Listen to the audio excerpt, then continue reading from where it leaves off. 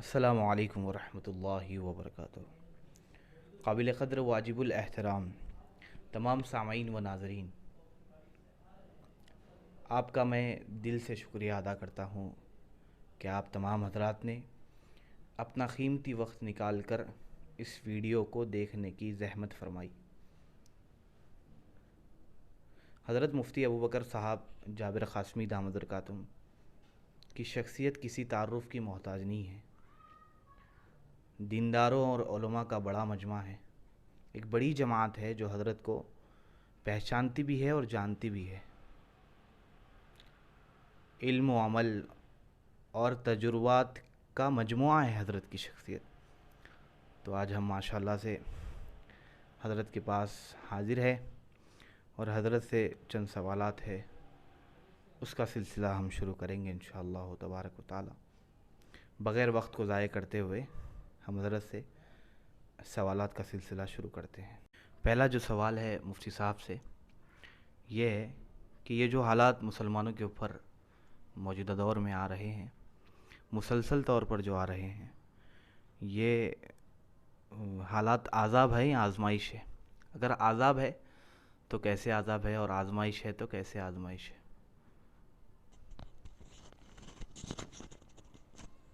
بسم اللہ الرحمن الرحیم، نحمدہ ونصلی علی رسولہ الکریم، اما بعد۔ الحمد للہ الذی ہدانا لہذا وما كنا لنہتدی لولا ان ہدانا اللہ۔ اللہم صلی علی محمد وعلی آل محمد وبارک وسلم۔ یہ انہی سوالوں میں سے ہے جو سوال عام طور پر امت مسلمہ کے دلوں میں گردش کر رہا ہے۔ بہت لمبی گفتگو کریں گے تو بیان ہو جائے گا، اور عام طور پر بہت لمبی گفتگو نہیں سنی جا سکتی ہے۔ عذاب ہے یا آزمائش ہے؟ ہر آدمی کے عمل کے اعتبار سے طے ہوتا ہے کہ وہ عذاب ہے یا آزمائش ہے۔ مرتب ہونے والے تأثر سے طے ہوتا ہے کہ یہ عذاب ہے یا آزمائش ہے۔ اگر حالات تربیت کا ذریعہ بن رہے ہیں تو آزمائش ہے، اگر حالات اللہ سے قریب ہونے کا ذریعہ بن رہے ہیں آزمائش ہے، اگر حالات اپنے فکر اور عمل میں انقلاب اور تبدیلی کا ذریعہ بن رہے ہیں تو یہ آزمائش ہے، اگر حالات شکایت اور شکوے اور مایوسی اور صرف حکمرانوں پر لعن طعن اور حسب سابق اپنی بدعملی پر باقی رہنا، گناہوں کی مقدار کا کم نہ ہونا، اگر اس رخ پر کوئی چل رہا ہے تو واقعی اس کے لیے یہ حالات نہیں بلکہ عذاب ہوتے ہیں، کہ جو عذاب اس کو اللہ سے قریب ہونے نہیں دیتا، اپنی ذات کو ٹٹولنے نہیں دیتا، اپنی کوتاہیوں کو درست کرنے نہیں دیتا، اپنے معاملے کو اللہ سے بنانے نہیں دیتا، اگر اس رخ پر کوئی چل رہا ہے تو ہرگز یہ آزمائش نہیں ہے بلکہ اس کے لیے عذاب ہے۔ جی، ہمارا جو دوسرا سوال ہے مفتی صاحب سے یہ ہے کہ موجودہ حالات کے پیش نظر مسلمانوں کو دینی اور دنیاوی ترقی کب اور کیسے ملے گی، اور قوم میں کیسے شعور بیدار کیا جائے؟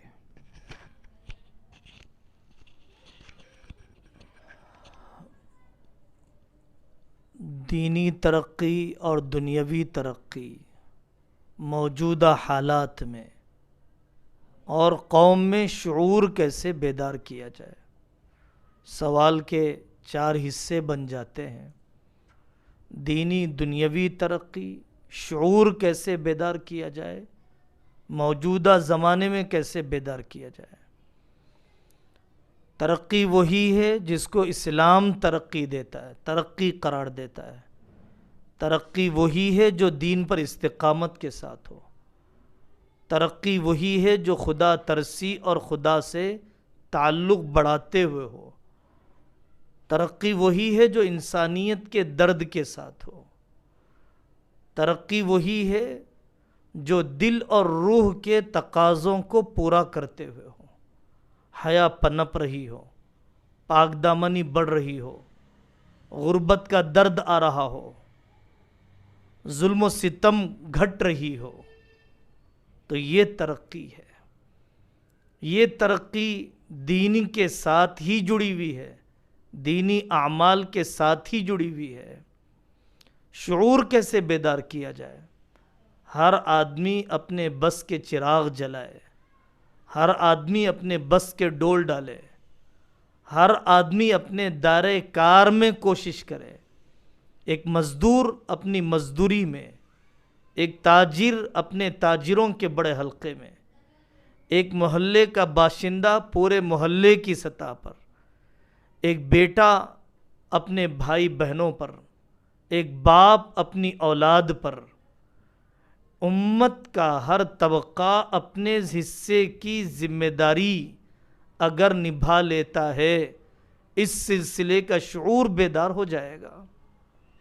جماعتیں، جمعیتیں، تنظیمیں، خانقاہیں جو کام کر رہی ہیں تقابل کے بغیر، تناؤ کے بغیر، موجودہ زمانے کی ترجیحات کو آگے رکھتے ہوئے ان جماعتوں، جمعیتوں کے ساتھ لگنا چاہیے اور مقاصد پر توجہ دینا چاہیے، بجائے قیادت کو لعن طعن کرنے کے اور بجائے اپنے بزرگوں پر صرف انگلیاں اٹھانے کے۔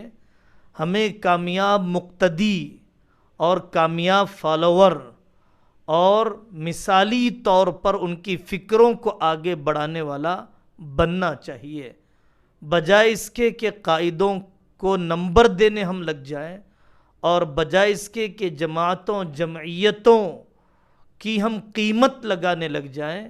ہمیں چاہیے کہ اپنے حصے کی ذمہ داری نبھائیں۔ کلکم راع وکلکم مسئول عن رعیتہ۔ ماشاءاللہ۔ جو تیسرا سوال ہے، دیش بھر میں اسلاموفوبیا بہت تیزی سے پھیل رہا، تو اس کو کیسے روکا جائے اور اس کو روکنے کی کیا ایسی چیز ہے جس سے اس کو روکا جا سکتا ہے؟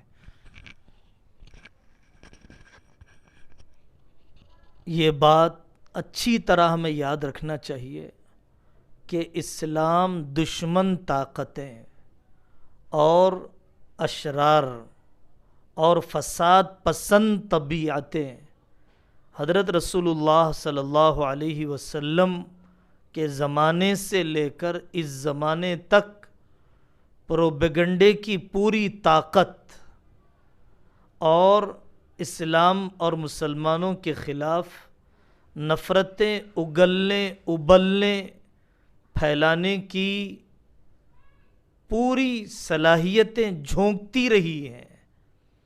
اس زمانے کا واقعہ کوئی نیا واقعہ نہیں ہے۔ دوسری بات، میڈیا ناکام ہو جائے گا اگر آپ مثالی مسلمان بن کر بتاتے ہیں۔ میڈیا ناکام ہو جائے گا اگر آپ چلتا پھرتا میڈیا عملی مسلمان، پریکٹسنگ مسلمان بن کر آپ بتلاتے ہیں۔ اگر آپ با تجوید اپنی حد میں اذان دینے لگ جائیں، آپ کی بیٹیاں حجاب اور عفت کا حقیقی نمونہ بن جائے اور واقعی آپ نکاح و طلاق میں شریعت کے پابند ہو جائیں اور بہت سچے دل کے ساتھ آپ اپنے مساجد کے تحفظ کے لیے اپنی صلاحیتیں لگانے لگ جائیں، کم سے کم آپ ان اعتراضات کے سلسلے میں مطمئن ہو جائیے جو بیجا اعتراضات دشمن اچھال رہا ہے، میڈیا میں چلا رہا ہے۔ اللہ تعالیٰ نے اضطراری طور پر آپ کے لیے موقع بنا دیا کہ آپ قرآن کی 24 آیتوں کا مطالعہ کریں۔ اضطراری طور پر اللہ تعالیٰ نے آپ کے لیے موقع بنا دیا کہ آپ امی جان حضرت عائشہ رضی اللہ عنہا کی زندگی کو پڑھیں۔ اللہ تعالیٰ نے اس طرح سے آپ کے لیے موقع بنا دیا کہ آپ اورنگزیب اور شیواجی مہاراج، ٹیپو سلطان اور اسی طریقے سے سالار مسعود، ہندوستان کی تاریخ کو آپ ازسرِ نو پڑھیں اور غیر جانبداری کے ساتھ اس کی اشاعت کریں۔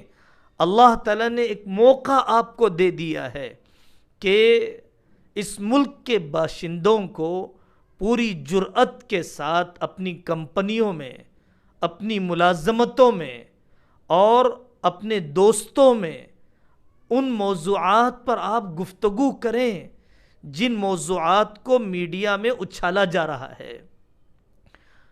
شاید ان موضوعات کو پہلے زمانے میں چھیڑنا یا اس پر گفتگو کرنا یا اس کی طلب اور پیاس اور اس کی کھٹک اور ضرورت پچھلے زمانے میں اتنی نہیں ہوا کرتی تھی۔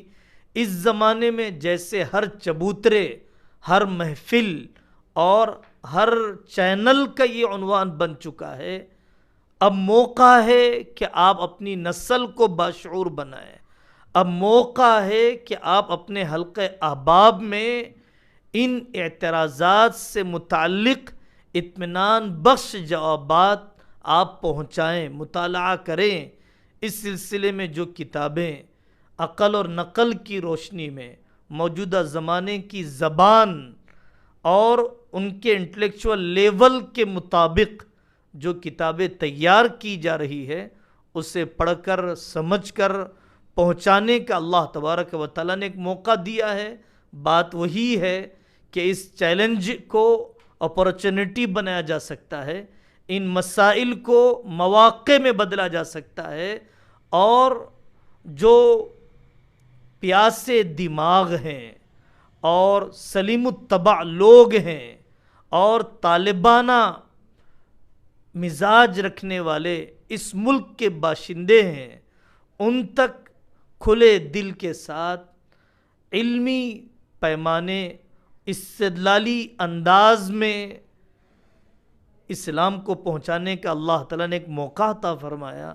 حضرت رسول اللہ صلی اللہ علیہ وسلم کے خلاف پروپیگنڈا کیا گیا اور دشمنان مکہ، کفار قریش کے چیخ و پکار کی وجہ سے آنے والے پردیسیوں میں اور طلب پیدا ہو گئی اور اشتیاق بڑھ گیا۔ اس بہانے سے وہ آقا کی مجلس میں آنے کے لیے بے چین ہو گئے۔ قرآن سن کر انہوں نے از خود فیصلہ کرنے کا انہوں نے کوششیں کی، مسلمان ہو گئے۔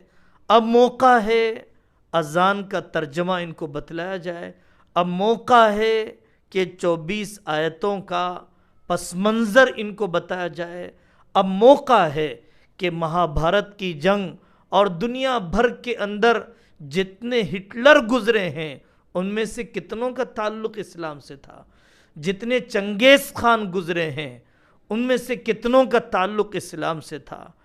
اب ضرورت ہے کہ ہم تاریخ کا مطالعہ اس نقطۂ نظر سے کریں کہ چور الٹا کوتوال کو ڈانٹیں، کون ہے فرسٹ ورلڈ وار لڑنے والا، کون ہے سیکنڈ ورلڈ وار لڑنے والا، جنگ عظیم پہلی کس نے چھڑی ہے، دوسری جنگ عظیم کس نے جلائی سلگائی، دنیا کو اس میں بانٹ دیا ہے، مہابھارت کس کے خلاف لڑی گئی، بدھسٹوں پر اس ملک میں کیا زیادتی کی گئی۔ اب موقع ہے آشرموں میں سڑنے والی ان ہندو بیواؤں کے مسئلے کی طرف ان بیچاروں کو متوجہ کیا جائے۔ کون ہے یوکرین کو جنگ کی طرف دھکیلنے والا، کس نے عراق اور شام کو برباد اور تہس نہس کیا ہے؟ ہوا ایسا ہی کہ چور نے چوری کی اور اس سے پوٹلا اٹھایا نہیں گیا، اور جب لوگ اس کے پیچھے دوڑنے لگے اس نے پوٹلا زمین پر پھینکا، اور وہ بھی اس بھیڑ کے اندر چور چور چور کہتے ہوئے دوڑنے لگا۔ برہمن واد نے جو شودروں پر ظلم کیا ہے، تصویر کے اس رخ کو پڑھا جانا چاہیے۔ ابھی بھی ملک کے پریزیڈنٹ کو کسی مندر میں آنے نہیں دیا جاتا ہے۔ یہ کاسٹ اور کلاس اور یہ طبقاتی تقسیم کتنے اس واٹس ایپ کے پڑھنے والوں کو، دیکھنے والوں کو اندازہ ہے کہ بھید بھاؤ اور یہ اونچ نیچ کا گھناؤنا جرم اب بھی ہمارے ملک کو کھاتے جا رہا ہے؟ شمال کے کتنے علاقے ہیں جہاں ستی کی رسم کے مطابق بیوی کو بیوہ ہونے کے بعد شوہر کے ساتھ جلنے پر، دفن ہونے پر مجبور کیا جاتا ہے۔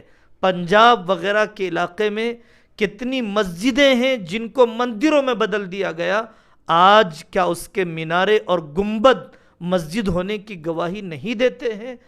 تو ان ساری باتوں کا خلاصہ یہ ہے کہ اللہ تبارک و تعالیٰ نے ایک موقع عطا فرمایا ہے اسلام کی صاف ستھری طاقتور دعوت دینے اور تاریخ اور مذہب کے غیر جانبدارانہ مطالعہ کرنے، ایسا مطالعہ جو سیاسی فضا سے الگ ہو، ایسا مطالعہ جو عصبیت کی فضا سے بالا تر ہو کر ہو، ایسے مطالعے کا اللہ تعالیٰ نے ایک موقع عطا فرمایا۔ کاش امت کے خواص اور عوام اس کی قدر کر لیں۔ ماشاءاللہ۔ جو چوتھا سوال ہمارا ہے، ماشاءاللہ ایسے سوال تو بہت تھوڑے ہیں ہمارے پاس، اور مفتی صاحب جو ہے جو سوال ہم نہیں کر رہے وہ بھی جواب دے رہے مفتی صاحب ماشاءاللہ سے۔ جو چوتھا جو سوال ہے ہمارا، کیا صرف مسلمان جب متحد ہو جائیں گے تو کیا حالات سدھر جائیں گے؟ کیا صرف مسلمان جب متحد ہو جائیں گے تو کیا حالات سدھر جائیں گے؟ اگر نہیں تو پھر کیا ریسپانسبلٹیز ہے مسلمانوں کی ایک سدھار لانے کے لیے حالات کے اعتبار سے؟ دیکھیے، اتحاد کا مطلب ہے کہ ہر آدمی اپنے مسلک اور مذہب پر رہتے ہوئے ملک اور مذہب کے اہم مسائل پر فوکس کرے۔ اتحاد کا مطلب یہ ہے کہ کفر اور ظلم کے خلاف سارے ملک کے باشندے جڑ جائیں۔ ہمارا دشمن ظالم ہے، ہمارا دشمن مسلمان یا ہندو یا عیسائی یا سکھ نہیں ہے۔ ظلم کے خلاف اتحاد حضرت رسول اللہ صلی اللہ علیہ وسلم نے مکہ مکرمہ میں قریش اور مکہ کے دیگر قائدین کو متحد فرمایا کہ مکہ میں جس پر بھی ظلم کیا جائے گا ہم سارے قبیلے اس ظالم کا مقابلہ کریں گے۔ حالانکہ ان سارے قبیلوں کے نظریات الگ، خود اسلام کا نظریہ الگ، اور حضرت رسول اللہ صلی اللہ علیہ وسلم مدینہ پاک تشریف لائے تو آپ نے یہودیوں کو ساتھ میں لیا، عیسائیوں کو ساتھ میں لیا، مشرکوں کو ساتھ میں لیا، حتی الامکان منافقوں کو ساتھ میں لیا۔ میثاق مدینہ نامی آپ نے اگریمنٹ کیا، اور اس معاہدے کی وجہ سے سب کو تحفظ فراہم کیا جائے گا، اور کسی پر بھی زیادتی ہوگی اس ظالم کے خلاف متحدہ طور پر مقابلہ کیا جائے گا۔ ہم ایک مسلک والا دوسرے مسلک والے سے، ایک مذہب والا دوسرے مذہب والے سے غلط فہمیوں کی دیواریں ختم کرنے کی ضرورت ہے، اپنے قول میں بند رہنے کی دیواریں ختم کرنے کی ضرورت ہے، اور جو ملک اور انسانیت کے لیے مشترکہ طور پر جو مسائل پیش آ رہے ہیں اس پر اپنی صلاحیت کو زیادہ لگانے کی ضرورت ہے۔ تو اس طریقے سے ظالم اپنی حرکتوں سے باز آئے گا، ظلم کا خاتمہ ہوگا، کیونکہ ظالم کی عادت یہی ہے، ظالم کی فطرت یہی ہے کہ وہ ایک قوم یا ایک مذہب پر ظلم کر کے چپ رہنے والا نہیں ہے۔ ایک قوم کے بعد دوسری قوم، ایک مذہب کے بعد دوسرا مذہب، ایک خاندان کے بعد دوسرا خاندان، اور ایک شعبے کے بعد دوسرا شعبہ، اس کے ظلم کا تسلسل چلنے والا ہے۔ اور ظالم اپنے ظالمانہ مزاج کی تسکین کے لیے اپنوں پر بھی زیادتی کرنے لگ جاتا ہے۔ جب اسے باہر کا کوئی شخص اپنے ظالمانہ جذبے کو سکون پہنچانے کے لیے نہیں ملتا ہے. اور اللہ تعالیٰ کا اٹل قانون ہے، اس کائنات کے اندر اللہ تعالیٰ کا نا بدلنے والا قانون ہے کہ ظلم باقی نہیں رہے گا. کفر سے حکومتیں چل سکتی ہیں، ظلم سے حکومتیں نہیں چل سکتی ہیں. اور اللہ تعالیٰ نے ہر ظالم کے لیے ایک انجام طے کر رکھا ہے، ہر ظالم کے لیے ایک وقت اللہ نے طے کر رکھا ہے. لِكُلِّ قَوْمٍ اجل. قرآن ظالموں کے واقعات سناتا ہے اور ظالموں کے انجام کو سناتا ہے، اور وہ اپنا وقت پورا کرنے کے بعد، دندنانے ستم ڈھانے کا وقت پورا کرنے کے بعد، جہاں سارے چنگیز خان چلے گئے، جہاں سارے ہلاکو خان چلے گئے، جہاں سارے ہٹلر چلے گئے، اور جہاں پر سارے فرعون ڈوب گئے، وہیں پر یہ فرعون بھی پہنچنے والے ہیں. یہ اللہ تعالیٰ کا قانون ہے اور یہ دنیا امتحان کی جگہ ہے. اللہ جب تک چلانا چاہتے ہیں وہ ایک ایک قوم کو، ایک ایک مذہب والے کو اس دنیا کے پلیٹ فارم پر قیادت کا موقع دیتے ہیں، اور قومی سطح پر یہ طے کر دیا جاتا ہے کہ تم نے انسانیت کی خدمت کی یا اللہ کی زمین پر فساد مچایا.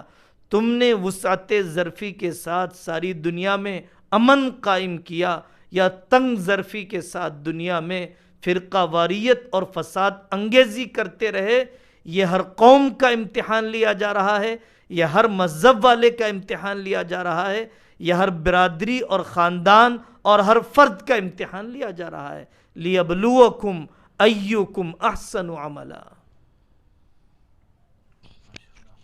ماشاءاللہ. جو ہمارا آخری سوال ہے بس یہی ہے کہ پوری دنیا میں ایتھیزم بڑی کثیر تعداد میں پھیل رہا ہے، تو اس کو کیسے روکا جائے؟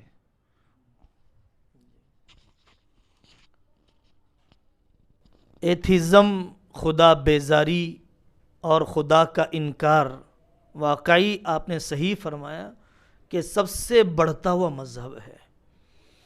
انسان نے اپنی ہوس پورا کرنے کے لیے، انسان نے اپنی نفسانی خواہشات پورا کرنے کے لیے، میں مرد ہو کر مرد سے نکاح کرنا چاہتا ہوں، میں عورت ہو کر عورت سے نکاح کرنا چاہتی ہوں.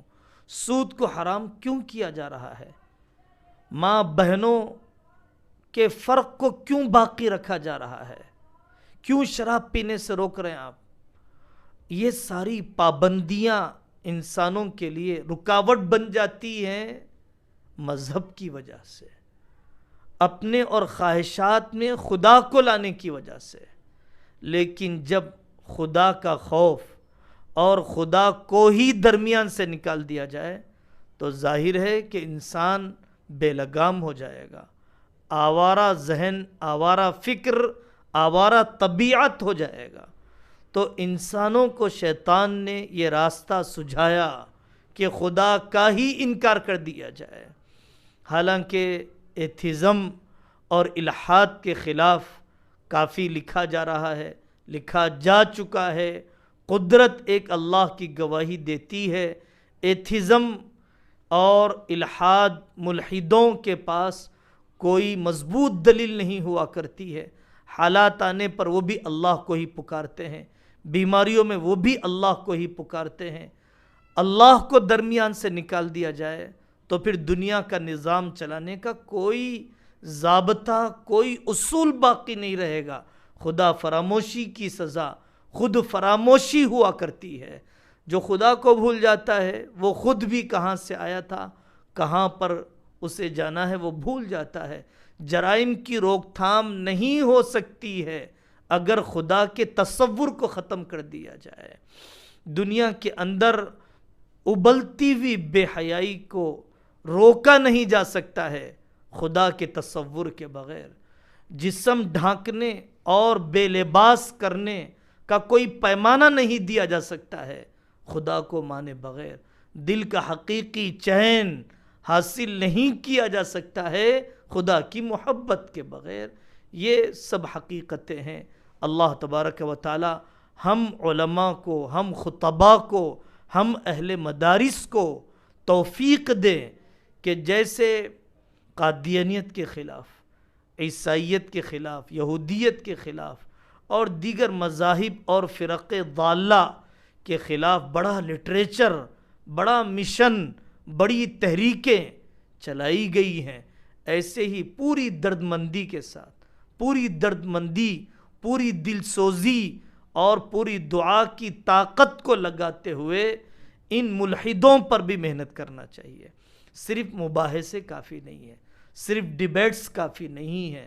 مناظرے، مباحثے، ڈیبیٹس تلاش حق کے ارادے سے ہوں تو مفید ہے، جیت ہار کے ارادے سے ہوں تو پھر وہ آدمی کی ضد میں اضافہ کرتے ہیں، تقابل کے ارادے سے ہوں تو پھر آدمی حق کو قبول نہیں کرنا چاہتا ہے، اپنے آپ کو اونچا باقی رکھنا چاہتا ہے۔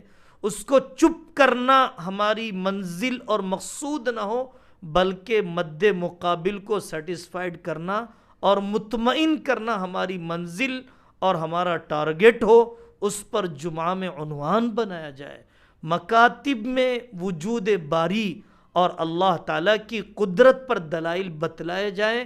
اللہ تعالیٰ ہماری اور ہمارے نسلوں کی ایمان کی حفاظت فرمائے۔ اور چیک کرنا چاہیے، میرا بچہ فیس بک پر، واٹس ایپ پر ایک مسلم نامی ارتداد زدہ جو سابق مسلمان تھے، اب مسلمان باقی نہیں رہے، پاکستان میں، پڑوسی ملک میں، یورپ میں ایسی بڑی تعداد، یوٹیوب کے بڑے چینلز، فیس بک پر بڑے گروپس پائے جاتے ہیں۔ قرآن کی تعلیمات نہ ملیں، علماء کی صحبتیں نہ ملیں اور اس قسم کے چینلز سے آدمی جڑتا چلا جائے تو آہستہ آہستہ واقعی خدا بیزار اور دین بیزار بھی بن جاتا ہے۔ کوشش، نگرانی، نسلوں کے ایمان کی حفاظت سب سے بڑا مسئلہ، سب سے اہم مسئلہ ہونا چاہیے۔ وَجُنُبْنِي وَبَنِيَّ أَن نَعْبُدَ الْأَصْنَامَ مَا تَعْبُدُونَ مِن بَعْدِي، یہ سب سے اہم مسئلہ ہے۔ اللہ ہماری اور ہماری نسلوں کے ایمان کی حفاظت کا فیصلہ فرماتے ہیں۔ ماشاءاللہ مفتی صاحب نے بہت اچھی اچھی باتیں کہی اور رہبری فرمائی امت کے لیے، اور بہت سے سوالات کا جواب پوچھے بغیر بتا دیا ماشاءاللہ سے، اور اللہ ہم سب کو عمل کی توفیق عطا فرمائے، آمین۔